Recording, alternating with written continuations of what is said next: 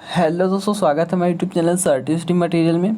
और यहाँ पर देखिए आज हम बात करेंगे पॉलिटेक्निक फोर्थ सेमेस्टर के सब्जेक्ट। यहाँ पर देखिए आरएसी यानी रेफ्रिजरेशन एंड एयर कंडीशनिंग। देखिए एकदम समझ लीजिए, यहाँ पर देखिए पेपर लीक। और यहाँ पर देखिए 50 आउट ऑफ 45 प्लस आप कैसे मार्क्स गेन करेंगे। और देखिए एकदम आपको यही आपको पढ़ना है। इससे आपका क्या होगा, देखिए बहुत इंपॉर्टेंट वीडियो होने वाली है एग्जाम के पॉइंट ऑफ व्यू से। देखिए एग्जाम में जब आप जाएँ तो इस वीडियो को एकदम देखिए देख कर जाएंगे। देखिए 110% आपका ये आपको एडवांटेज देगा, ठीक है। और आपका एकदम वैलिड एक प्रकार से वैल्यू आपको यहाँ पर देखिए एकदम आपको इसको देख लेना है। और देखिए एक चीज़, सभी स्टूडेंट को एक चीज़ और बता दें, जो स्टूडेंट अभी तक क्या है एफबी पेज पर ज्वाइन नहीं है वो भी क्या कर लें, ज्वाइन हो जाए, ठीक है। और वहाँ पर भी आपको इंपॉर्टेंट वीडियोस एंड लेक्चर मिल जाएंगे एग्जाम के पॉइंट ऑफ व्यू से। अब देखिए यहाँ पर आज हम बात करेंगे यहाँ पर देखिए ये समझ लीजिए एकदम ये क्या है, आपका पेपर पैटर्न है, ठीक है। यही आपका पेपर पैटर्न है और इसी टाइप से आपका क्वेश्चन बनेगा और इसी टाइप से आपको क्या करना है, आंसर का रिप्लाई देना है। तो सबसे पहले देखिए यहाँ पर क्या है कि वो देखिए व्हाट इज़ रेफ्रिजरेशन, ठीक है। रेफ्रिजरेशन को डिस्क्राइब करना है, उसके बाद इसके एप्लीकेशंस क्या हैं, इसके यूजेस क्या हैं, इसको भी लिखना है। तो देखिए रेफ्रिजरेशन क्या है, रेफ्रिजरेशन एक it is a branch of science, ठीक है, यानी विज्ञान की वह शाखा है जिसके अंतर्गत क्या होता है, किसी भी सिस्टम का जो टेम्परेचर होता है वो सराउंडिंग के टेम्परेचर से कम बनाए रखता है, तो वो हमारा रेफ्रिजरेशन कहलाता है, ठीक है। अब सिस्टम एंड सराउंडिंग को कौन डिवाइड करता है, तो ये हमारा बाउंड्री डिवाइड करता है, ठीक है। ये आप थर्मल में पढ़ चुके हैं, ठीक है। सिस्टम, सराउंडिंग, बाउंड्री, यूनिवर्स, ये सभी आप पढ़ चुके हैं। तो आपको इन्हीं दोनों का यूज़ करके आपको लिखना है कि देखिए रेफ्रिजरेशन क्या है, कि रेफ्रिजरेशन विज्ञान की वह शाखा है जिसके अंतर्गत जो किसी सिस्टम का जो टेम्परेचर है वो निकाय के टेम्परेचर से कम बनाए रखते हैं। या आप ये भी लिख सकते हैं, देखिए यहाँ पर जो इसके अंदर लिखा है कि जो किसी भी निकाय का तापमान बाहर के तापमान से कम बनाए रखते हैं, वही मीन्स है, ठीक है। आपको लिख देना है। उसके बाद इसके देखिए अनुप्रयोग में आपको 5 अनुप्रयोग लिख देने हैं, आपको फुल मार्क्स मिल जाएंगे, 5 मार्क्स। यहाँ पर देखिए ट्रांसपोर्टेशन ऑफ फूड्स यानी कि खाद्य सामग्री के परिवहन में, एयर कंडीशनिंग में, एसी में, ठीक है, इंडस्ट्रियल एसी में, और आपका केमिकल इंडस्ट्रीज़ में, चिकित्सा क्षेत्र में, मेडिकल एंड सर्जिकल किट में, ठीक है, वेरियस फूड प्रोडक्ट्स में। इसी टाइप से आपको 5 लिख देने हैं, बिल्डिंग कंस्ट्रक्शन में, ठीक है। आपको इस टाइप से आपको लिख देने हैं। अब यहाँ पर देखिए नेक्स्ट क्वेश्चन जो है आपका है, यहाँ पर देखिए वेपर कंप्रेशन रेफ्रिजरेशन सिस्टम के मुख्य एलिमेंट्स कौन कौन हैं, इनके फिगर बनाकर इसको डिस्क्राइब करना है। तो देखिए यहाँ पर ये क्या होता है, vapour compression refrigeration system, VCRS, ठीक है। क्या VCRS ये क्या होता है, देखिए आपका इंपॉर्टेंट क्वेश्चन है। और यहाँ पर देखिए VCRS के जो एलिमेंट्स हैं, कंप्रेसर हो गया, कंडेंसर हो गया, इवेपोरेटर हो गया, आपका रिसीवर हो गया और एक्सपेंशन डिवाइस हो गया। अब देखिए यहाँ पर हम बात करते हैं, इसको डिस्क्राइब भी करेंगे। और सबसे पहले इस फिगर को आपको समझ लेना है। इस फिगर के अकॉर्डिंग यहाँ पर हम सारा कुछ आपको डिस्क्राइब करने वाले हैं। यहाँ पर देखिए ये पूरा नेमिंग यहाँ पर दिया हुआ है, इसी टाइप से आपको फिगर बना लेना है और आपको क्या करना है, इसका नेमिंग कर देना है। अब देखिए यहाँ पर समझिएगा कि जो हमारा यहाँ पर सबसे पहले हम बात करते हैं कंप्रेसर की। तो आखिर ये जो कंप्रेसर है ये क्या होता है, तो देखिए कंप्रेसर हमारा जो इवेपोरेटर से क्या करता है, जो वेपर है, ठीक है, जो वाष्प आ रहा है उसको हटाता है यानी रोकता है। और क्या करता है, इसके जो प्रेशर और इसके टेम्परेचर, ठीक है, दोनों को इतना बढ़ा देता है कि वो जो आपका रेफ्रिजरेंट है, ठीक है, उसको क्या कर सके, वो कंडेंस कर सके, ठीक है। तो वो हमारा दैट मीन्स आपका कंप्रेसर हो जाता है, ठीक है। तो ये आपका हो गया कंप्रेसर। अब हम बात करते हैं यहाँ पर कंडेंसर की। तो कंडेंसर क्या होता है, देखिए विदाउट स्टेट चेंज करे, ठीक, मतलब देखिए आपका क्या होगा, विदाउट आपका आपका जो स्टेट होगा, ठीक है, आपका स्टेट जो होगा वो चेंज हो जाएगा। लेकिन जो इसका यहाँ पर अगर हम बात करें, इसका जो टेम्परेचर होगा वो आपका कांस्टेंट रहेगा, लेकिन आपका जो स्टेट है वो आपका चेंज कर देगा।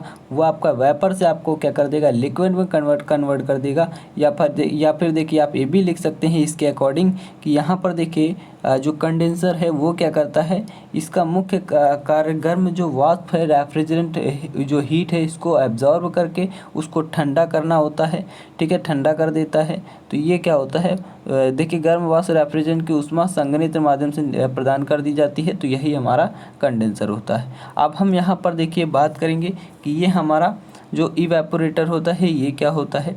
तो देखिए ये हमारा इवेपोरेटर क्या होता है? देखिए इवेपोरेटर को अगर हम यहाँ पर डिफाइन करें तो इवेपोरेटर क्या है? जो क्या करे, जो कूलिंग इफेक्ट है, देखिए जो रेफ्रिजरेशन इफेक्ट है, यहाँ पर देखिए एक मिनट, यहाँ पर देखिए जो हीटिंग इफेक्ट है, ठीक है, जो भी गर्म जो आपकी हीट है उसको क्या करेगा, उसको ये एक्सट्रैक्ट करेगा, ठीक है, निकाल देगा, एक्सट्रैक्ट करेगा, और जो इसका कूलिंग इफेक्ट है उसको एब्जॉर्ब कर लेगा, जिसके कारण इवेपोरेटर यानी कि जो रेफ्रिजरेशन इफेक्ट होता है और आपका जनरेट हो जाता है, उसके बाद आपके जो कूलिंग इफेक्ट यानी कि जो आपका कूलिंग है वो आपको मिल जाता है, ठीक है। तो ये आपका हो गया इवेपोरेटर। अब हम यहाँ पर नेक्स्ट देखिए बात करते हैं कि नेक्स्ट आपका क्या है, यहाँ पर देखिए आपका नेक्स्ट है रिसीवर, ठीक है। तो रिसीवर क्या करता है? रिसीवर एक प्रकार से देखिए जो भी हमारी एक प्रकार से जो हमको लिक्विड की जो कमी होती है उसकी आपूर्ति करता है। ये एक प्रकार का भंडारण, यहाँ पर देखिए इसको हम डिफाइन करते हैं। यहाँ पर देखिए ये रिसीवर है, यहाँ पर लिक्विड है, और ये लिक्विड क्या करेगा, जब भी हमें कमी पड़ेगी, ठीक है, तो रेफ्रिजरेंट की, तो वो क्या करेगा, लिक्विड की जब कमी पड़ेगी तो ये हमें पूरा कर देगा। इसका यानी कि ये जो आपका रिसीवर है इसमें ये भरा रहता है, ठीक है, पूरा लिक्विड, और आपका कमी होने पर ये हेल्प करता है और इसके ज़रिए पूरा आप एक प्रकार से पूर्ति हो जाती है, ठीक है। तो यह हो गया आपका रिसीवर। एक्सपेंशन डिवाइस क्या होता है? तो एक्सपेंशन डिवाइस या वॉल्व अगर हम बात करें तो जो भी क्या करता है, रेफ्रिजरेंट को कंट्रोल करता है, ठीक है। तो यहाँ पर देखिए एक्सपेंशन डिवाइस क्या है, तो ये रेफ्रिजरेंट की मात्रा को कंट्रोल करता है, और जो वाष्पित्र में जो यानी इवेपोरेटर में आपका क्या है, द्रव के दाब को भी ये कंट्रोल करता है, ताकि वाष्पित्र में द्रव कम तापमान पर वाष्पित हो सके, अधिक मात्रा में ऊष्मा जो है एब्जॉर्ब कर सके। नेक्स्ट क्वेश्चन की अगर हम बात करें तो रेफ्रिजरेंट क्या होता है? तो रेफ्रिजरेंट देखिए यहाँ पर सबसे पहले हम बात करते हैं कि रेफ्रिजरेंट क्या होता है। तो यहाँ पर देखिए रेफ्रिजरेंट एक वर्किंग सब्सटेंस की तरह बिहेव करता है। देखिए रेफ्रिजरेंट क्या है, यहाँ पर देखिए रेफ्रिजरेंट क्या है, जो रेफ्रिजरेंट एक कार्यकारी पदार्थ है, वर्किंग सब्सटेंस है, जो क्या करता है, यहाँ पर देखिए जो आपका एक्सपेंशन और इवेपोरेशन में क्या करता है, हीट को एब्जॉर्ब करता है, ठीक है, और कंडेंसेशन प्रोसेस में जो एब्जॉर्ब हीट है यानी कि हीट को जो एब्जॉर्ब किया है उसको एक्सट्रैक्ट कर देता है, निकाल देता है, दैट मीन्स आपका रेफ्रिजरेंट कहलाता है, ठीक है। तो ये आपको समझ लेना है। अब बात करते हैं इसके क्लासिफिकेशंस की। तो primary refrigerant and secondary refrigerant. Primary refrigerant क्या होते हैं? यह वह पदार्थ होते हैं जो रेफ्रिजरेशन सिस्टम में क्या करते हैं, डायरेक्ट फॉर्म में ये पार्टिसिपेट करते हैं, वही हमारा आपका प्राइमरी रेफ्रिजरेंट कहलाते हैं। अब इसके अंतर्गत देखिए आपको याद रखना है कि इसके कौन कौन से टाइप्स है। इसमें देखिए आपके 5 टाइप्स के अंतर्गत यहाँ 5 टाइप्स आपको दिए हैं। आपका हेलोकार्बन, ठीक है, एज़ोटोप, और अकार्बनिक रेफ्रिजरेंट है, हाइड्रोकार्बन और असंतृप्त कार्बनिक रेफ्रिजरेंट।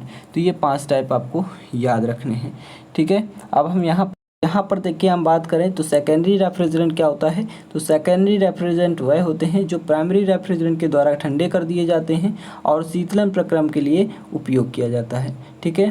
तो ये आपको याद रखना है।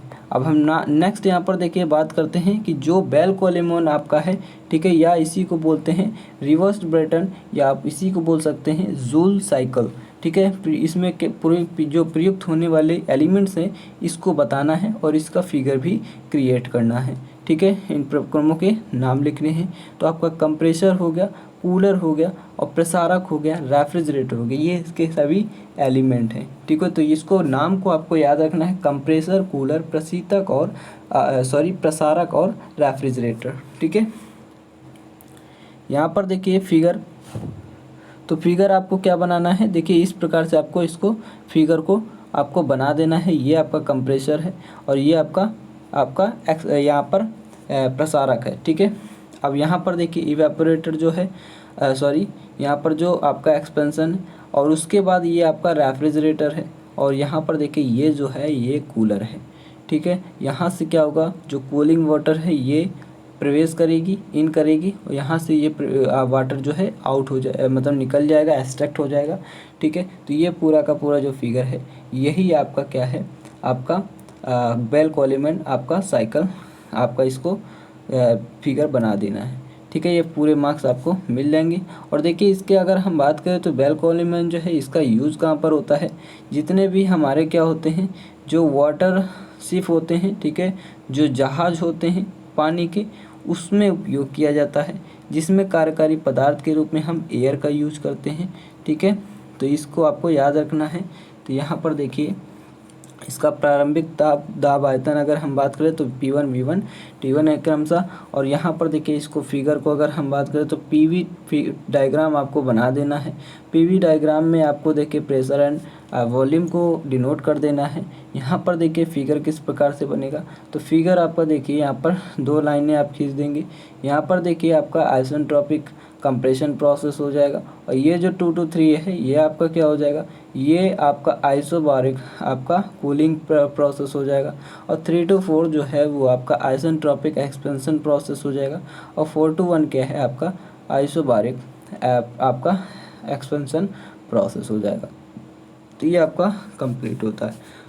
अब हम यहाँ पर देखिए बात करते हैं नेक्स्ट। तो आपका नेक्स्ट क्या है, कंप्रेसर एंड एब्जॉर्ब। जो कंप्रेशन सिस्टम है और जो आपका एब्जॉर्प्शन सिस्टम है, इसमें आपको डिफरेंस लिखना है। तो ये देखिए जो एब्जॉर्प्शन है ये एक तरफ है, ये आपका कंप्रेशन सिस्टम एक तरफ है। तो देखिए ये जो एब्जॉर्प्शन है ये क्या है, लो ग्रेड हीट का इसमें यूज किया जाता है, उसमें हाई ग्रेड हीट का यूज किया जाता है। ठीक है, संपीड़न में क्या होता है, हाई ग्रेड हीट जो होती है उसका यूज करते हैं और सारा प्रोसेस कंप्लीट करते हैं। इसमें पंप ही केवल चलित अंग है, यानी कि पंप ही यहाँ पर मूव करता है, मूवमेंट करता है, जो कम अवयव से मिलकर बना होता है। और जेके जब कम अवयव से मिलकर बना होगा तो इसमें टूट फूट की कमी भी कम होगी। ये चलित अंग संपीड़क होता है इसमें। ठीक है, अब जब संपीड़क है तो इसके कारण टूट फूट ज़्यादा होगी, यानी कि यही आपका मूव करता है। ठीक है, संपीड़क ही। अब यहाँ पर देखिए अगर हम बात करें तो यहाँ पर निम्न वाष्पन दाब पर कार्य करता है ये निकाय, और COP प्रभावित नहीं होता है। और यहाँ पर देखिए ये क्या होता है, वाष्पन दाब इसका गिरता रहता है, जिससे COP प्रभावित होता रहता है। भार का जो निष्पादन पर कोई प्रभाव नहीं होता है, भार एवं निष्पादन एक दूसरे के समानुपाती होते हैं। इस अत्यधिक खतरनाक नहीं होता है, ये संपीड़क के कारण अधिक खतरा होता है। और देखिए ऑटोमेटिक प्रचालन आसान होता है, इसमें ऑटोमेटिक प्रचालन कठिन होता है। ठीक है, आपको 5 पॉइंट लिख देने हैं। अब यहाँ पर एक न्यूमेरिकल है, आपको COP फाइंड करना है। अब यहाँ पर आपको दिया है 80 किलो जूल प्रति किलोग्राम। ये क्या है आपका, ये आपका मान लेते हैं W है। ठीक है, क्योंकि इनपुट दिया हुआ है तो ये आपका W यहाँ पर देखिए दिया है, और ये आपका Q है। तो ये Q जो है आपका रेफ्रिजरेंट द्वारा जो रेफ्रिजरेशन इफेक्ट है इसको हम Q से डिनोट कर दे रहे हैं। और यहाँ पर देखिए इसका फिगर अगर फार्मूले की अगर हम बात करें तो फार्मूला आप लिख देंगे। यहाँ पर देखिए फार्मूला क्या लिखेंगे, COP इक्वल टू जो आपका refrigeration effect upon work done. तो ये आपको यहाँ पर पुटअप कर देना है। तो देखिए Q अपॉन W, और आपको यहाँ पर Q जो है आपकी वैल्यू वो 160/80 किलो जूल प्रति किलोग्राम हो जाएगा, डिवाइड हो जाएगा आपका 2 आ जाएगा। अब हम जानते हैं कि ये हमारा आंसर सही है।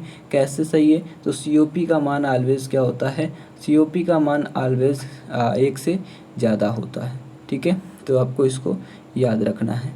अब यहाँ पर देखिए अगर हम बात करें तो इसमें नेक्स्ट क्वेश्चन आपका क्या है, नेक्स्ट क्वेश्चन है आपका कुछ डिफिनीशन दी हुई है उसको डिफाइन करना है। जैसे आपका स्वेप्ट वॉल्यूम हो गया, तो देखिए पिस्टन में क्या होता है, स्वेप्ट वॉल्यूम को स्ट्रोक वॉल्यूम भी कहते हैं, और आपका पिस्टन डिस्प्लेसमेंट वॉल्यूम भी इसको कहा जाता है। तो देखिए पिस्टन के जब क्या होता है, जब पिस्टन TDC से BDC पर आता है, TDC से BDC पर, तो क्या होता है इसके बीच का ही जो आयतन है, वॉल्यूम है, यही हमारा स्वेप्ट वॉल्यूम कहलाता है, यही स्वेप्ट वॉल्यूम कहलाता है। तो इसको आपको याद रखना है। इसका जो फार्मूला होता है वो आपका πd² L/4 होता है, जहाँ पर L यहाँ पर क्या है, लेंथ ऑफ सिलेंडर है, और जो आपका D है वो आपका डाया ऑफ सिलेंडर है। ठीक है, क्लियरेंस आप बात करते हैं, सेकंड नंबर डिफिनीशन है क्लियरेंस कॉफिशिएंट। क्लियरेंस कॉफिशिएंट क्या होता है, जो क्लियरेंस देखिए ये क्या होता है, क्लियरेंस वॉल्यूम अपॉन में स्वेप्ट वॉल्यूम, यही हमारा होता है क्लियरेंस कॉफिशिएंट। ठीक है, CC। तो इसको आपको याद रखना है। तो जो भी हमारा क्या होगा, क्लियरेंस वॉल्यूम होगा, और जो स्वेप्ट वॉल्यूम होगा इसका रेशियो ही हमारा क्लियरेंस कॉफिशिएंट होता है। आयतनिक दक्षता क्या होता है, तो देखिए ये क्या होता है, हमारा जो सक्शन वॉल्यूम होता है, ठीक है, सक्शन वॉल्यूम अपॉन में स्वेप्ट वॉल्यूम, यही हमारा कहलाता है क्या, वॉल्यूमेट्रिक कैपेसिटी, ठीक है। तो इसको आपको, या इफिशियंसी कहलाता है, इसको आपको देख लेना है। यहाँ पर देखिए नेक्स्ट हम बात करते हैं संपीड़न दक्षता। तो संपीड़न दक्षता क्या होती है, देखिए इसका मान भी आप देख लेंगे 0.7 से 0.8 के बीच मानी जाती है संपीड़न की आयतनिक दक्षता। यहाँ पर देखिए कंप्रेसर कैपेसिटी क्या है, एकांक समय में रेफ्रिजरेटर का वास्तविक आयतन जो संपीड़क द्वारा प्रभावित होता है या चूषण आयतन के बराबर होता है। संपीड़क क्षमता क्या है, ये चूषण के आयतन जो है उसके बराबर होता है। इसे मीटर स्क्वायर पर सेकंड से डिनोट किया जाता है, ठीक है। नेक्स्ट यहाँ पर अगर हम बात करें तो एक आपका और न्यूमेरिकल है, इसको भी आपको करना है। तो यहाँ पर देखिए क्या है, 2 किलोग्राम, यहाँ पर आप डायरेक्ट यहाँ पर देख लीजिए कि क्या क्या दिया हुआ है। तो P1 देखिए बार दिया हुआ है, तो P1 जो है वो कितना है, 15 बार है। इसको आप क्या करेंगे, जब बार से हटाएंगे यानी कि कन्वर्ट करेंगे न्यूटन पर मीटर स्क्वायर, तो 1 बार इक्वल टू क्या होता है, 10⁵ न्यूटन पर मीटर स्क्वायर होता है। तो ये हमारा कन्वर्ट हो जाएगा, इसको हमने कन्वर्ट कर दिया। इसको हमको केल्विन में कन्वर्ट कर देना है। यहाँ पर देखिए 500 लिख लीजिएगा, ठीक है, यहाँ पर एरर है तो आपको इसको लिख लेना है। उसके बाद देखिए m बराबर 2 किलोग्राम दिया है एयर के लिए, r बराबर आपका होता है कितना है, 287.84 न्यूटन मीटर पर किलोग्राम केल्विन, ठीक है। तो आप फार्मूला लगा देंगे जो गैस इक्वेशन है P1 V1 equal to mRT1, आप यहाँ पर पुटअप कर देंगे, आपका आंसर आ जाएगा। एक्चुअल वॉल्यूम, अब यहाँ पर देखिए P1 V1 equal to P2 V2, तो आप इससे आप फाइंड कर लेंगे, ठीक है। तो आपका P2 जो है वो 3 बार आ जाएगा। नेक्स्ट अगर हम बात करें तो आपका प्रेशर एंड जो सैचुरेटेड ऑर्डर है, ठीक है, यानी कि जो कोटि है संतृप्त, यानी कि प्रेशर एंड यहाँ पर देखिए आपका जो सैचुरेटेड ऑर्डर है, इसमें इसके लिए साइकोमेट्रिक रिलेशन क्या होता है, तो देखिए यहाँ पर आप लिख देंगे PV, यहाँ पर PV equal to PVS WB, ठीक है। और यहाँ पर देखिए माइनस लगा देंगे P1 और यहाँ पर PVS WB और यहाँ पर DB माइनस TWB, और अपॉन में क्या हो जाएगा 1527.4 माइनस 1.3 TWB। इसको देखिए आपको याद करना पड़ेगा, ये फार्मूला आपको याद कर लेना है, यही आपका दोनों में रिलेशन को शो करता है, तो इसको आपको याद कर लेना है। अब हम नेक्स्ट देखिए यहाँ पर बात करते हैं। यहाँ पर सबसे पहले ये भी जान लीजिए क्या किसको शो कर रहा है। तो PV हमारा क्या है, जलवाष्प का आंशिक दाब है। PT हमारा क्या है, वेट एयर का जो कुल दाब है वो है। और TWB क्या है, ये हमारा वेट बल्ब टेम्परेचर है। और आपका यहाँ पर देखिए DB क्या है, ये आपका ड्राई बल्ब टेम्परेचर है। और यहाँ पर देखिए PVS क्या है, जल का आंशिक दाब, जल वायु संतृप्त है। अब यहाँ पर संतृप्त कोटि जो है वो है म्यू, ठीक है। तो आपको यहाँ पर देखिए क्या करना है, देखिए डॉक्टर कैरियर द्वारा दाब में संबंध प्रतिपादित किया गया था। उसके बाद यहाँ पर संतृप्त कोटि के लिए म्यू बराबर क्या होता है, W/WS होता है। तो 0.622 PV अपॉन PT और माइनस का PV अपॉन में 0.622 PVS अपॉन में PT माइनस PV, यहाँ पर बस PV की जगह PVS हो गया, ठीक है, याद रखेंगे। अब बाकी यहाँ पर क्या हो जाएगा, कॉमन ले लेंगे, सारा कुछ ख़त्म कर देंगे काट फूट के। तो हमारा क्या हो जाएगा, PT माइनस PVS और अपॉन में PVS PT माइनस PV। तो ये हमारा म्यू बराबर क्या हो जाएगा, PV अपॉन PS, और यहाँ पर 1 माइनस यहाँ पर लिख लीजिएगा। यहाँ पर देखिए, यहाँ पर 1 मिनट देखिए, यहाँ पर तो ये हमारा क्या हो जाएगा, माइनस PVS अपॉन PT और 1 माइनस PV अपॉन में PT हो जाएगा। इसको आपको याद रखना है। अब यहाँ पर देखिए PVS क्या है, जलवाष्प का आंशिक दाब जब संयुक्त हो, ठीक है, जब वायु क्या हो, संयुक्त हो। अब आपका इन्वर्टर टेक्नोलॉजी आ गया, इसको क्या करना है, इसको भी लिखना है। तो देखिए इन्वर्टर ऐसा उपकरण है, ठीक है, जिसके द्वारा हम बिजली की बचत कर सकते हैं। और यहाँ पर देखिए सारा कुछ आप इसी प्रकार से लिख देगा। देखिए यहाँ पर इस फंक्शन के आने से मोटर क्रांति की जो गति है उसको कंट्रोल किया जा सकता है। यह ऊर्जा की खपत को कम करता है। अब देखिए इन्वर्टर तो आप जानते हैं, इन्वर्टर प्रौद्योगिकी जो है डीसी कंप्रेसर के इलेक्ट्रोमोटर्स के विषय में प्रौद्योगिकी का नवीनतम विकास है, जिसमें कंप्रेसर मोटर की गति को कंट्रोल करने के लिए एक इन्वर्टर का यूज़ किया जाता है। और ताकि जो कि तापमान लगातार नियंत्रित किया जा सके, डीसी इन्वर्टर इकाइयों में एक चर आवृत्ति ड्राइव होती है, जिसमें इलेक्ट्रोमीटर की गति का नियंत्रण करने के लिए एक समायोज्य इन्वर्टर शामिल होता है। ठीक है, यहाँ पर देखिए कंप्रेसर और जो कूलिंग या हीटिंग आउटपुट है वो ड्राइव आने वाले एसी करंट को डीसी में कन्वर्ट कर देता है। तो मतलब आपको टोटल ये याद रखना है कि ये क्या करता है, जो हमारी एनर्जी की जो खपत है, कंजप्शन है, वो क्या करता है, कम कर देता है, उसको रिड्यूस कर देता है। और इस प्रकार से हमारा जो बिजली का मतलब सारा कुछ जो विवरण है वो कम हो जाता है। ठीक है, तो इस प्रकार से इसको लिख देना है। यहाँ पर देखिए डिनोट कर देना है इस टाइप से कि जो हमारा कितना वोल्टेज हर्ट्स ख़त्म मतलब एक प्रकार से जा रहा है, कन्वर्ट हो रहा है और कन्वर्टर में। और यहाँ पर देखिए डीसी 3 टन वोल्टेज यहाँ पर हो गया, वेरिएबल फ्रीक्वेंसी हमारा यानी जो कंप्रेसर मोटर हो गया। ठीक है, ये आपको देख लेना है। अब देखिए यहाँ पर नेक्स्ट क्वेश्चन जो है वो है 22 डिग्री सेंटीग्रेड डीवीटी, यानी कि जो आपका ड्राई बल्ब टेम्परेचर है पर एक वायु की जो सापेक्ष आर्द्रता है वो 30% है, तथा बैरोमीटर दाब आपका 760 मरकरी है। तो ज्ञात करना है आपको क्या है, यहाँ पर देखिए वेपर प्रेशर आपको फाइंड करना है और ह्यूमिडिटी रेशियो और आपका वेपर डेंसिटी यहाँ पर निकालना है।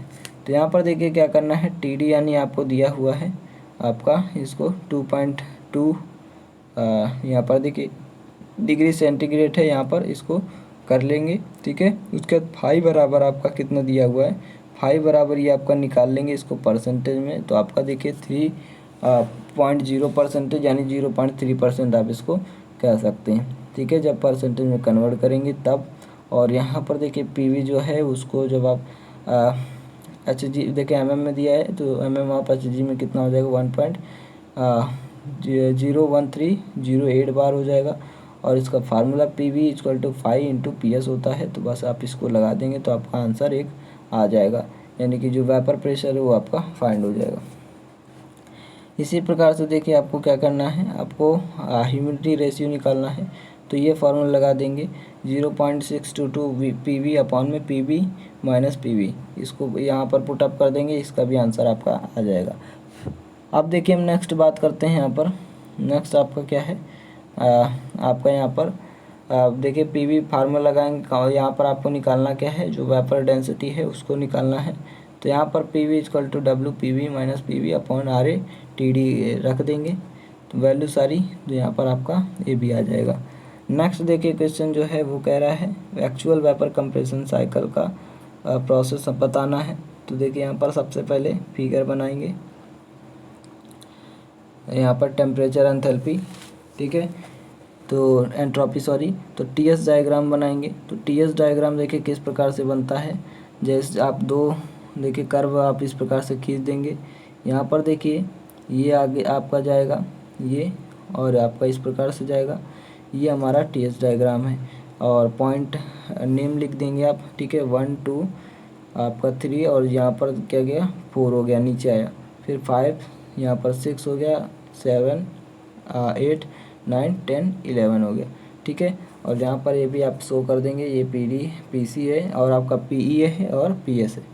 यहाँ पर देखिए आपको लिखना क्या है, ये जो एक्चुअल वेपर कंप्रेशन साइकिल है, ये आपका आदर्श वेपर साइकिल से क्या है अलग होता है। ठीक है, जो आइडियल है उससे अलग होता है। तो देखिए वाष्प रेफ्रिजरेंट जो वाष्पित होकर बाहर निकलता है वो अति तप्त अवस्था में होता है। ठीक है, रेफ्रिजरेंट का जो कंप्रेशन है ना तो आइसेंट्रोपिक होगा ना ही एडियाबेटिक होगा। द्रवी रेफ्रिजरेंट प्रसारण वाल्व में जाने से पूर्व संघनित्र में अतिशीतल कर लिया जाता है। ठीक है, अब आपको प्रोसेस लिख देना है 1 2 3 क्या है, तो ये तो आप लिख देंगे बनाकर। ठीक है, तो प्रोसेस 1 2 3 लिख देंगे, उसके बाद 3 4 5 6 लिख देंगे, प्रोसेस 8 9 10 11 लिख देंगे, 9 10 लिख देंगे, 10 11 और 11 1 लिख देंगे। या पूरा का पूरा 1 2 3 4 आप करके पूरा शो कर सकते हैं। अब देखिए यहाँ पर नेक्स्ट आता है, क्योंकि देखिए यहाँ पर हमें बहुत ज़्यादा क्वेश्चन बताना है, क्योंकि आपको यहाँ पर अभी पढ़ना भी है, तो टाइम कम बचा हुआ, इसलिए हम यहाँ पर सारा कुछ डिस्कस नहीं कर सकते। यहाँ पर देखिए आपका कंडेंसर यानी क्लासिफिकेशन ऑफ कंडेंसर क्या होता है। तो देखिए आपका एयर कूल्ड कंडेंसर होता है, वाटर कूल्ड कंडेंसर होता है, इवेपोरेटिव कंडेंसर होता है। तो एयर कूल्ड कंडेंसर भी 2 टाइप्स के होते हैं, प्राकृतिक और आपका कृत्रिम। और जो वाटर कूल्ड कंडेंसर वो भी आपका 3 टाइप का होता है, खोल एवं ट्यूब और आपका खोल एवं कुंडली और दोहरे नली संघनित्र। ठीक है, तो खोल एवं ट्यूब, खोल एवं कुंडली और दोहरे नली संघनित्र, और ये आपका थर्ड हो जाएगा। ठीक है, आप देखिए boot strap air refrigeration system को समझाना है। तो यहाँ पर देखिए कुछ एम्बियंट एयर होगा और ये रैम एयर है। ठीक है, यहाँ पर देखिए आपका इस प्रकार से फिगर बन जाएगा, फिगर आप देख लीजिए एयर का, एयरप्लेन का टाइप का। ठीक है, और ये हमारा कंबशन चैम्बर है, ये आपके टरबाइन समझ लीजिए लगे हुए हैं। ठीक है, एक प्रकार से यहाँ पर देखिए उसी टाइप का। और यहाँ पर देखिए आपका फर्स्ट हीट एक्सचेंजर लगा हुआ है, यहाँ पर एग्जिस्ट जेट लगा हुआ है, और ये भी आपका एग्जिस्ट जेट है। और यहाँ पर ये क्या है, सेकंड हीट एक्सचेंजर है। ठीक है, अब यहाँ पर देखिए यहाँ पर कूलिंग टरबाइन लगा हुआ है, वो कूलेंट का काम करेगा। और यहाँ पर सेकंड कंप्रेसर लगा हुआ है, एयर टू कैबिन। ठीक है, जो एयर कैबिन मतलब जो कैबिन से आपका एयर है वो आपका निकलेगा। यहाँ पर आपको इस टाइप से फिगर बना लेना है, फिगर बहुत इंपॉर्टेंट है। उसके बाद इसके बारे में थोड़ा आप लिख देंगे कि जो इस देखिए इस रेफ्रिजरेशन में 2 हीट एक्सचेंजर लगे होते हैं तथा शीतलक वायु जो पंखे हैं वो उसके स्थान पर दूसरा संपीड़क लगा होता है। तो इस निकाय में क्या होता है, पहले मुख्य कंप्रेसर से होते हुए उसमें विनिमित्र में प्रवेश करता है, जहाँ से क्या होता है शीतल वायु दूसरे कंप्रेसर जो शीतलक टरबाइन द्वारा संचालित होता है उसमें प्रवेश करता है, पुनः दूसरे हीट एक्सचेंजर से होते हुए अत्यंत शीतल वायु कैबिन में प्रवेश करता है। तो प्रोसेस लिख देना है, ये हमारा जो 1-2 होगा वो हमारा आइसेंट्रोपिक रीमिंग प्रोसेस होगा। 2-3 होगा जो वो क्या होगा, वो isentropic compression process first compressor में होगा। और इसी प्रकार से 3-4 क्या है, वायु की शीतलन मतलब प्रक्रम होगा प्रथम हीट एक्सचेंजर्स में। और देखिए 4-5 क्या है, शीतल वायु का आइसेंट्रोपिक कंप्रेशन द्वितीय कंप्रेसर में। 5-6 क्या है, वायु संपीड़ित वायु का जो शीतलन द्वितीय कंप्रेस उस हीट एक्सचेंजर में होगा। 6-7 क्या हो जाएगा, 6-7 शीतल वायु का आइसेंट्रोपिक प्रसारण शीतलक टरबाइन द्वारा कैबिन दाब तक। यहाँ पर 7-8 क्या हो जाएगा, वायु का तापमान इस प्रक्रम में संपन्न होता है, जिससे रेफ्रिजरेशन इफेक्ट उत्पन्न हो जाता है जिससे। ठीक है, R देखिए 717 रेफ्रिजरेंट के प्रॉपर्टीज़ बताना है और इसके यूजेज एंड लॉसेस को भी डिफाइन करना है। R17 यानी अमोनिया की बात हो रही है। ठीक है, तो अमोनिया यहाँ पर देखिए केमिकल नेम इसका क्या हो जाएगा, अमोनिया हो जाएगा। इसके बारे में आपको इसकी प्रॉपर्टीज़ लिखनी है, इसके लॉसेस लिखने हैं, इसकी यूजेज लिखने हैं। ठीक है, तो प्रॉपर्टीज़ पहले जान लेते हैं। तो ये क्या है, इसकी दक्षता उच्च होती है, लीकेज आसानी से पता चल जाता है और निम्न आयतनिक विस्थापन होता है। यह देखिए क्या होता है, जहरीला होता है, ज्वलनशील होता है, खाद्य सामग्री को नष्ट कर देता है, चिड़चिड़ापन उत्पन्न करने वाला होता है और इसमें देखिए उत्कृष्ट तापीय गुण विद्यमान रहता है। यह सबसे अधिक रेफ्रिजरेशन इफेक्ट किलोग्राम रेफ्रिजरेंट उत्पन्न करता है, सस्ता एवं आसानी से उपलब्ध होने वाला रेफ्रिजरेंट है। और यहाँ पर देखिए इस वाष्पन एवं संघनन दाब जो है वो 3.4 बार और आपका ये जो संघनन दाब है वो आपका 12.9 बार होता है। ठीक है, अब यहाँ पर हम बात करते हैं इसकी तापमान स्थिति। तो -15 डिग्री सेंटीग्रेड से आपका 30 डिग्री सेंटीग्रेड होता है, तो ये आपको याद रखना है। और देखिए यहाँ पर अमोनिया अलौह धातु तथा पानी के साथ तेज़ी से अभिक्रिया करता है, इसलिए क्या होता है इसके साथ जो कॉपर ब्रश का आपका क्या है इस्तेमाल नहीं किया जा सकता। यूजेस क्या है, तो यूजेस इसके देख लीजिए। तो यूजेस में अगर हम बात करें तो ये जो रेसिप्रोकेटिंग कंप्रेशन, जो इंडस्ट्रियल रेसिप्रोकेटिंग कंप्रेशन है उसमें कंप्रेशन सिस्टम में यूज किया जाता है रेसिप्रोकेटिंग। ठीक है, और यहाँ पर देखिए एब्जॉर्प्शन सिस्टम का जो प्रमुख रेफ्रिजरेंट है ये बर्फ plant, packing plant, cold storage में इसका यूज किया जाता है। कोल्ड स्टोरेज जिसमें आपका जो जो है फल फूल वो आपका सेफ रहता है, वो ख़राब नहीं होता है। अब लॉसेस की बात कर लेते हैं। तो तेल कार्बनीकरण की समस्या उत्पन्न होती है। उच्च तापमान के कारण अलगाव के लिए उच्च दक्षता वाले यहाँ पर देखिए सेपरेटर की आवश्यकता पड़ती है। यहाँ पर देखिए नेक्स्ट आपका इसी में क्वेश्चन पेपर है, आपका मॉडल पेपर है इसी पे देखिए इसमें। तो आपका नेक्स्ट क्वेश्चन आपका क्या है कि आपका एसी क्या होता है। ठीक है, अब देखिए बात आ रही है एसी की। तो एसी क्या होता है, देखिए जो आपने अभी तक क्या किया रेफ्रिजरेशन लिखा है वही आपका एसी है, बस थोड़ा सा इसमें आपका और भी मेंशन हो जाएगा कुछ चीज़ें कि आपको देखिए जो ह्यूमन कंफर्ट है, ठीक है, मतलब ह्यूमन को कंफर्ट दे। यहाँ पर देखिए ये क्या है, वो एक वह क्या होता है जो विभिन्न प्रकार के अंगों को जोड़ने से बनता है तथा इसके द्वारा विभिन्न ऊष्मागतिकी गुणों को नियंत्रित किया जाता है, जो आरामदायक और आरामदायक बनाया जाता है। अब देखिए यहाँ पर आपको लिखना क्या है, आपको शुरुआत से ही लिख देना है कि वह निकाय जो क्या करता है, जो टेम्परेचर को मतलब एक प्रकार से आपका कंट्रोल करते हुए आपका यहाँ पर देखिए किसी भी स्थान का क्या करता है, ह्यूमिडिटी, टेम्परेचर और आपका एटमॉस्फेरिक प्योरिटी और जितने मॉलिक्यूलर मोशन यानी कि जो आपका या वायु की गति, इसको कंट्रोल करता है और ह्यूमन को कंफर्ट प्रदान करता है। वही हमारा क्या होता है, वही हमारा वातानुकूलन यानी कि आपका जो एसी है, एसी सिस्टम है, वो आपका कहलाता है। इसके एलिमेंट्स कौन कौन से, तो देखिए एलिमेंट्स आप लिख देंगे कि एसी कौन कौन से एलिमेंट हैं, आप इसको लिख देंगे। अब हम यहाँ पर देखिए बात करते हैं कि एसी के देखिए यहाँ पर एसी सिस्टम के क्या क्या एलिमेंट्स हैं। तो यहाँ पर देखिए फ़ैन हो गया, फिल्टर हो गया, आपका हीटर हो गया, फ़ैन, फिल्टर, हीटर,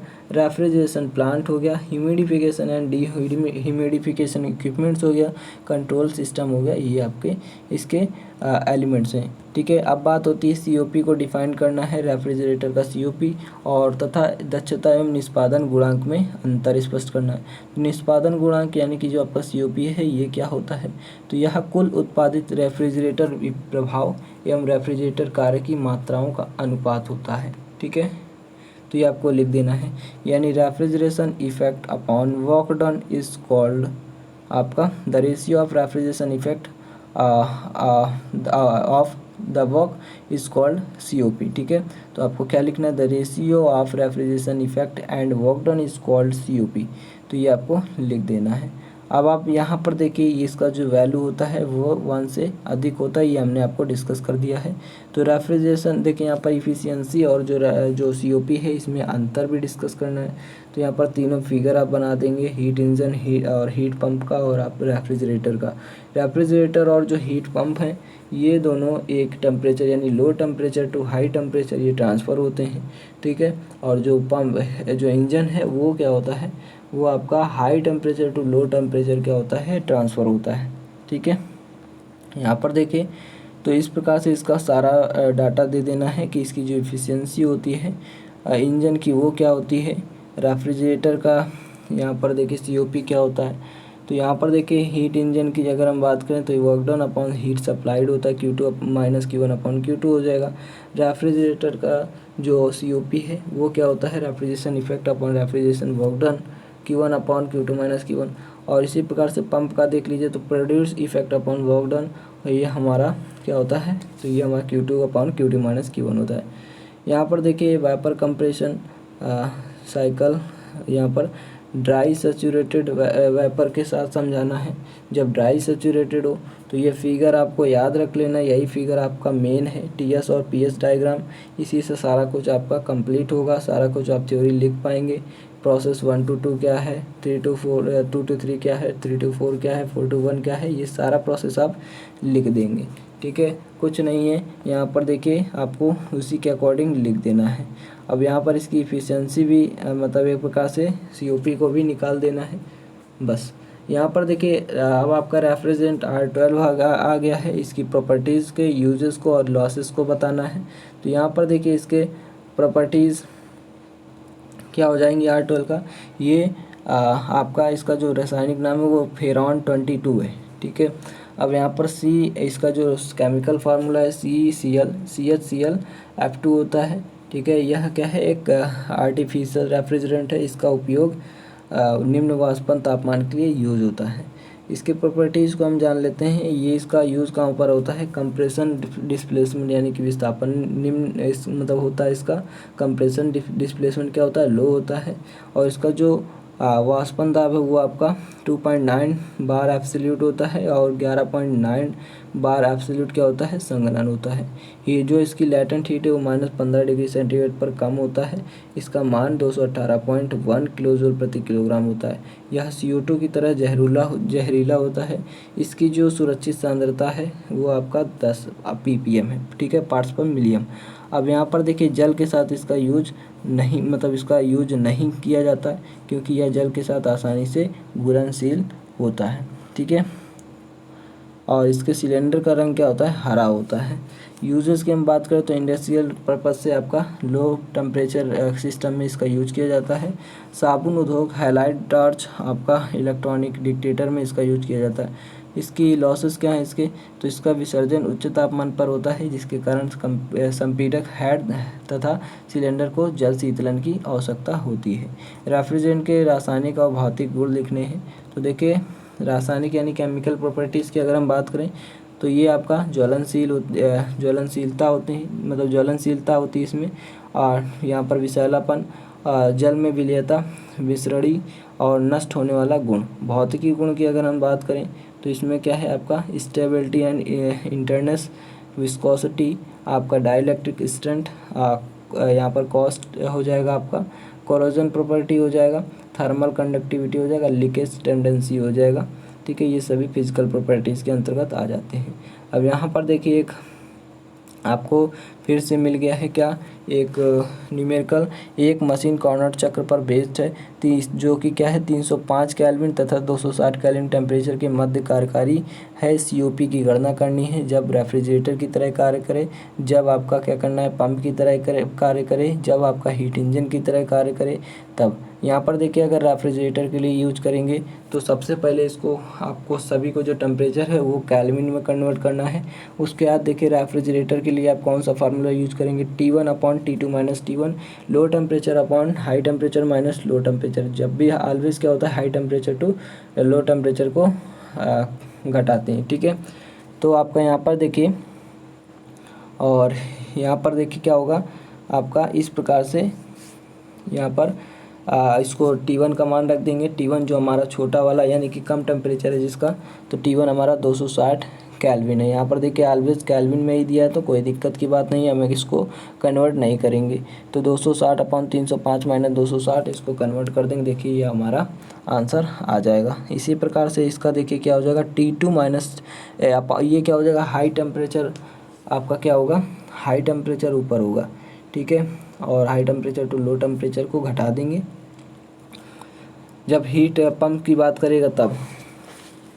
अब यहाँ पर देखिए अगर हम बात करें यहाँ पर तो आपका T2 फार्मूला, इसको देखिए याद रखना है आपको, फार्मूला बहुत इंपॉर्टेंट है, फार्मूला ही मैटर करेगा आपको और याद दिलाएगा। देखिए यहाँ पर रेफ्रिजरेटर के लिए फिर से यहाँ पर हम बता रहे हैं कि जो T1/T2 - T1 होगा, और आपका हीट पंप के लिए T2 - T1/T2 होगा, यहाँ पर सॉरी T2/T2 - T1 होगा, ठीक है।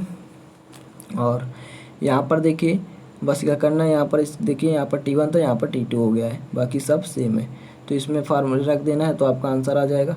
और देखिए जब हीट इंजन की तरह बिहेव करेगा तो आपका क्या करना है, जस्ट इसका अपोजिट कर देना है। अपोजिट कर देंगे इसका, देखिए तो अपोजिट करने पर ये ऊपर चला जाएगा, ये नीचे आ जाएगा, तो T2 - T1 T2 हो जाएगा, ठीक है। तो ये आपको लिख देना है। अब इसको भी लगा देंगे मतलब पुटअप कर देंगे वैल्यू, आपका आंसर आ जाएगा। यहाँ पर देखिए अगर हम बात करें तो आपका सिंपल एयर रेफ्रिजरेशन सिस्टम, इसको डिस्कस करना है। तो यहाँ पर देखिए इसके एलिमेंट्स हैं, gas turbine, cooling air fan, accessories आपका हो गया, एयर कंप्रेसर हो गया, हीट एक्सचेंजर हो गया, कूलिंग टरबाइन हो गया। तो ये आपको देख लेना। वही फिगर है जस्ट अभी देखिए बूट स्ट्रैप वाला जैसे आपको दिखाया था, ठीक है। तो इसको आपको देख लेना है और बना लेना है, और यहाँ पर इसी के ज़रिए आपको लिख देना है। यहाँ पर देखिए कुछ ब्लर है, उसको हम आपको भेज देंगे, सेंड कर देंगे सही से एकदम टेलीग्राम पर। यहाँ पर देखिए रेफ्रिजरेशन प्रोसेस भी आपको लिख देना है। नेक्स्ट क्वेश्चन आता है आपका रीजनरेटिव, ठीक है। एयर रेफ्रिजरेशन सिस्टम को समझाना है। रीजनरेटिव एयर रेफ्रिजरेशन सिस्टम, देखिए इसका भी सेम फिगर है और इस फिगर को भी आपको याद रख लेना है। इसमें क्या होता है, हीट एक्सचेंजर लगा होता है, कूलिंग एयर टू फैन, ठीक है। तो इसको भी आपको याद रखना है। यहाँ पर रीजनरेटिव हीट एक्सचेंजर यहाँ पर लगा हुआ है, ठीक है। अब यहाँ पर देखिए इसके प्रोसेस को लिख देंगे कि कौन प्रोसेस है। तो ये प्रोसेस भी आप देख लीजिएगा, ठीक है, ताकि कोई भी दिक्कत ना आए। अब यहाँ पर भी एक न्यूमेरिकल है, इस न्यूमेरिकल को आपको देख लेना, उसी टाइप से, ज़्यादा डिफ़िकल्ट नहीं है। और यहाँ पर देखिए सेंट्रीफ्यूगल कंप्रेसर आ गया, तो फिगर आपको याद रखना है। सेंट्रीफ्यूगल कंप्रेसर आ जाए तो फिगर आपको ये बना देना है और आपको सेंट्रीफ्यूगल कंप्रेसर जो कंप्रेसर है ये इसको लिख भी देना है, ठीक है, कि जो इस कंप्रेसर में क्या होता है, जो सेंट्रीफ्यूगल फोर्स होता है वो निम्न दाब वाष्प को उच्च दाब वाष्प में कन्वर्ट करता है, ठीक है। तो इसको याद रखना है। और इसका अधिक इस्तेमाल कहाँ पर होता है, विस्थापन तथा अधिक विस्थापन तथा कम संघनित दाब के लिए इसका यूज किया जाता है। और यहाँ पर देखिए ये आप इसमें देखिए रेफ्रिजरेंट की अगर हम बात करें तो कंप्रेसर रेफ्रिजरेंट जैसे आपका R11 हो गया, 113 हो गया, ठीक है, 113 और आपका R12 हो गया, इसके लिए किया जाता है। तो ये आप पढ़ लेंगे, इसमें इम्पेलर ब्लेड लगा होता है, ये सारा कुछ आपको इसकी क्रियाविधि लिख देनी है, ठीक है। तो इसको आपको यूजेज भी देख लेना है ताकि आप इसको भूलें नहीं। इसका यूज कहाँ पर देखिए, सबसे पहले इस कंप्रेसर में सेंट्रीफ्यूगल फोर्स जो होता है इसके द्वारा निम्न दाब को उच्च दाब वाष्प में कन्वर्ट किया जाता है। और यहाँ पर इसका यूज विस्थापन और कम संघनित दाब के लिए यूज किया जाता है। अब यहाँ पर देखिए नेक्स्ट है आपका डिफरेंस है, ठीक है, difference between reciprocating air compressor and rotary air compressor. तो देखिए इसका जो अधिकतम दाब होता है वो क्या होता है रेसिप्रोकेटिंग का, ये आपका होता है 1000 बार। इसमें इसका कितना होता है 10 बार आपका होता है, ठीक है, बहुत कम होता है। और इसकी जो दक्षता की अगर क्षमता की अगर बात करें तो 300 मीटर क्यूब पर मिनट होती है, ठीक है। 1 मिनट में 300 मीटर क्यूब ये रोटेट मतलब एक प्रकार से होता है। इसकी 3000 मीटर क्यूब पर मिनट होती है। इसका वेग जो होता है वो कम होता है, इसका वेग हाई होता है। यहाँ पर देखिए ये बड़े साइज का मतलब आकार का होता है, ये छोटे साइज के होते हैं। और जटिल स्नेहक प्रणाली का यूज किया जाता है और ये प्रति चक्र संभव नहीं है। और ये आपका संभव मतलब स्थिर बना रहता है आसानी से, इसका चक्र प्रति चक्र जो है। और असमान देखिए असमान एवं रुक रुक कर ये होता है और ये समान एवं लगातार होता है। समतापित दक्षता की गणना होती है, इसमें आइसेंट्रोपिक दक्षता की गणना होती है। निम्न क्षमता एवं उच्च दाब के लिए यूज होता है, ये उच्च क्षमता एवं निम्न दाब के लिए जस्ट अपोजिट। प्रसारण वाल्व यानी एक्सपेंशन वाल्व क्या है, इसके कार्य तथा प्रकार लिखिए। तो ये क्या है, जो रेफ्रिजरेंट को कंट्रोल करता है, तो ये हमारा प्रसारण वाल्व कहलाता है। इसके कार्य को लिख देना है कि वाष्पित्र में रेफ्रिजरेंट के प्रवाह को कंट्रोल करना, द्रव के रेफ्रिजरेंट के दाब को कम यानी लिक्विड का जो प्रेशर है उसको भी कंट्रोल करना। यहाँ पर देखिए विभिन्न प्रकार के प्रसारण वाल्व कौन कौन से हैं। हैंड एक्सपेंशन वाल्व हो गया, ऑटोमेटिक एक्सपेंशन वाल्व हो गया, thermostatic capillary tube expansion valve हो गया, लो साइड फ्लोट एक्सपेंशन वाल्व हो गया, high side float expansion valve हो गया। साइकोमेट्रिक प्रोसेस जो है इसके नाम लिखने हैं, किसी एक प्रक्रम को सचित्र समझाना है, ठीक है, चित्र के साथ। तो देखिए साइकोमेट्री जो प्रोसेस उसके नाम क्या क्या हैं, देखिए यहाँ पर वायु धारा का मिश्रण, गेय शीतलन, गेय तापन, शीतलन एवं आर्द्रीकरण, शीतलन एवं निआर्द्रीकरण, तापन एवं आर्द्रीकरण, तापन एवं निआर्द्रीकरण, ये सभी इस प्रोसेस के नाम हैं। अब सेंसिबल कूलिंग क्या है यानी गेय शीतलन क्या है, तो देखिए वायु को ऐसी सतह से गुजारा जाता है जब जिसका तापमान वेट बल्ब टेम्परेचर से कम होता है। यानी कि हम जब क्या करें, ऐसे सरफेस से वायु को गुजारें जिसका टेम्परेचर जो है वेट बल्ब टेम्परेचर से कम हो तथा ड्यू पॉइंट टेम्परेचर से अधिक होता है, तो हमारा गेय शीतलन कहलाता है। फिगर बना देंगे, यहाँ पर देखिए फिगर आप बना दीजिएगा। यहाँ पर नेक्स्ट हम बात करते हैं, यहाँ पर देखिए थोड़ा ब्लर है, आपको इसको देखना है थोड़ा। यहाँ पर देखिए समीकरण को दिया है m1 + m2, यहाँ पर आपको इसको देखिए, इसको हम अभी आपको यहाँ मतलब प्रोवाइड कर देंगे, उसमें आप देख लेंगे इक्वल में। सारा कुछ क्या क्या है। यहाँ पर देखिए रेफ्रिजरेटर में स्टार रेटिंग क्या होता है, तो देखिए स्टार रेटिंग तो आप जानते हैं जब 5 स्टार होता है, ठीक है, जब आपका 5 स्टार होता है तो आपका क्या होता है, अच्छा होता है, मतलब एक प्रकार से इसकी रेटिंग सबसे बढ़िया इस रेटिंग 5 स्टार रेटिंग होती है। और आपका मान लीजिए 1 स्टार रेटिंग उस सबसे लो क्वालिटी की रेटिंग होती है और सबसे लो प्रोडक्ट आपका इस एक प्रकार से माना जाता है। तो जो भी रेटिंग हमारी होती है तो 5 स्टार है तो उसकी हमारी क्वालिटी अच्छी होगी, ठीक है, उसमें खर्च भी कम होगा, मतलब खर्च ज़्यादा होगा। तो ये आपको लिखना है यही सब सारा कुछ, तो इसको आपको देख लेना है। अब देखिए यहाँ पर देखिए भारत सरकार ने क्या किया, 2006 में ब्यूरो ऑफ एनर्जी इफिशियंसी का गठन किया जो स्टार रेटिंग को निर्धारित करती है, ठीक है। ब्यूरो ऑफ एनर्जी इफिशियंसी 2006 में इसने क्या किया, मई 2006 में भारत सरकार ने इसका गठन किया जो स्टार रेटिंग को डिनोट करता है। 5 स्टार फ्रिज में क्या होता है, इन्वर्टर कंप्रेसर की तरह अधिक कंप्रेसर होंगे, तो इसको आपको इसी प्रकार से देख लेना है। अब देखिए निरपेक्ष आर्द्रता कुछ डिफिनीशन है, सापेक्ष आर्द्रता, wet bulb temperature, dry bulb temperature, ये सब क्या होते हैं, तो देखिए आपको देखना है यहाँ पर। तो देखिए 1 घन मीटर शुष्क वायु में उपस्थित जल वाष्प के द्रव्यमान को निरपेक्ष आर्द्रता कहते हैं, इसे ग्रेन पर मीटर क्यूब द्वारा इसको डिनोट करते हैं। सापेक्ष आर्द्रता क्या है, किसी आर्द्र वायु में जल वाष्प के द्रव्यमान तथा संतृप्त वायु में जल वाष्प में द्रव्यमान का अनुपात होता है, इसे 5 से डिनोट करते हैं।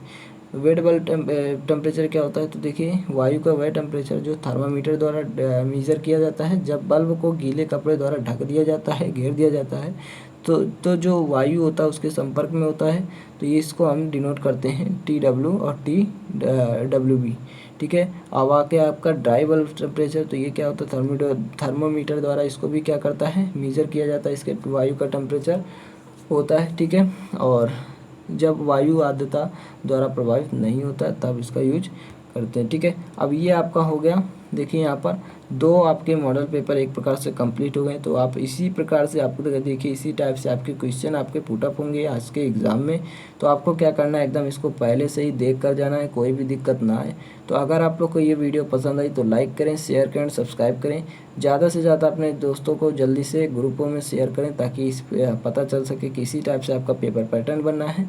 तो thanks for watching this video, मिलेंगे नेक्स्ट वीडियो में।